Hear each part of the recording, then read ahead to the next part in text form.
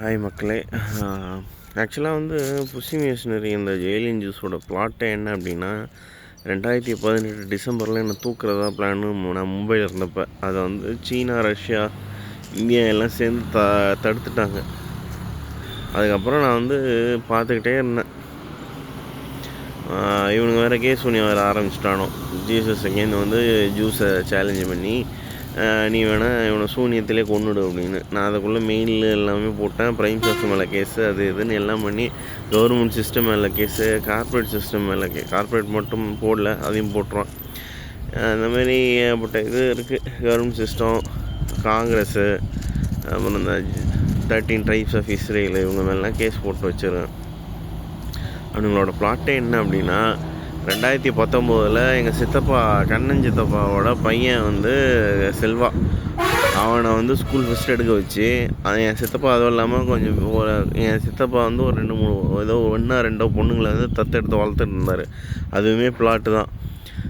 தத்தெடுத்து வளர்த்துட்டு அவன் ஃபஸ்ட் ரேங்க் எடுத்தோடனே அவன் வெளில எங்கேயோ படிக்க போகும்போது அவனையும் போட்டுட்டு, அந்த தத்தெடுத்த பொண்ணுங்களையும் போட்டுட்டு, சித்தப்பாவையும் போட்டுட்டு, முதல்ல நானே என்னை கூப்பிட்டு போனதுக்கப்புறமா இந்த குழந்தைங்க அந்த ஆக்ட்ரஸ் எல்லாத்தையுமே கொண்டு போனோம். தலையை வெட்டி கொண்டுட்டு அதை நான் தான் பண்ணுறேன் அப்படின்னு சொன்ன உடனே இவர் உடனே பேட்டி கொடுப்பார். என் குடும்பத்தில் அவன் பிறந்துட்டான் அப்படிங்கிறத நினச்சாலே எனக்கு ரொம்ப அசிங்கமாக இருக்குது.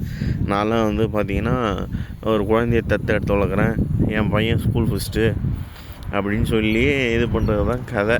அது அப்புறம் ஏற்பட்டது என்ன நிறைய பேர் இருக்கலாம். அப்புறம் நான் தான் எலிமினேட்டி, நான் தான் அதை பண்ணேன் இது பண்ணேன், ஊரில் இதை பண்ணேன் அது பண்ணேன்னு சொல்கிறது, அப்புறம் நான் தான் எலிமினேட்டி ஹெட்டுன்னு சொல்கிறது, அப்புறம் இதெல்லாம் ஏகப்பட்ட இது இருக்குது. அதுக்கெல்லாம் ஒத்து ஊதுறதுக்கு தான் உள்ளூரில் எல்லாரையும் பிடிச்சி வச்சுருக்கணும்.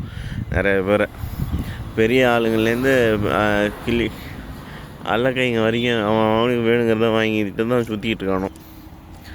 ஸோ இதே மாதிரி பார்த்தீங்கன்னா என் சொந்தக்காரனுங்க எல்லாருமே அவனுக்கு வேணுங்கிற வேலை, வீடு, பணம் எல்லாம் வாங்கிட்டானுங்க.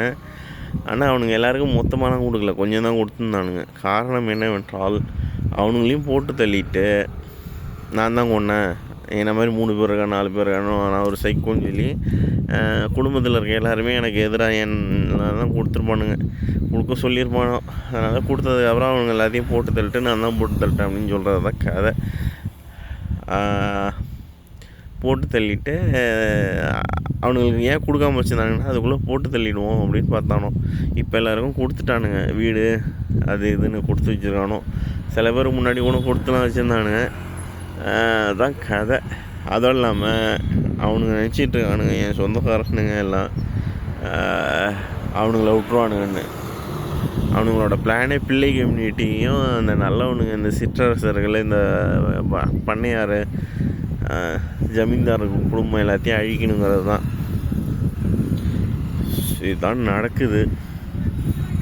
ஏன்னா நாங்கள்லாம் தான் கொஞ்சம் கரெக்ட் ஆகாமல் கொஞ்சம் காசு வச்சுக்கிட்டு இருந்தோம். அந்த காசையும் தான் அழிச்சிட்டு இருக்கானோ. இப்போ இங்கே பார்த்தாலும் பணக்காரனாக இருக்கிறது அவனுங்க தான். இந்த மாதிரி ஏற்பட்டது பண்ணிகிட்ருக்கானோ. நீங்கள் தான் முடிச்சிக்கணும்.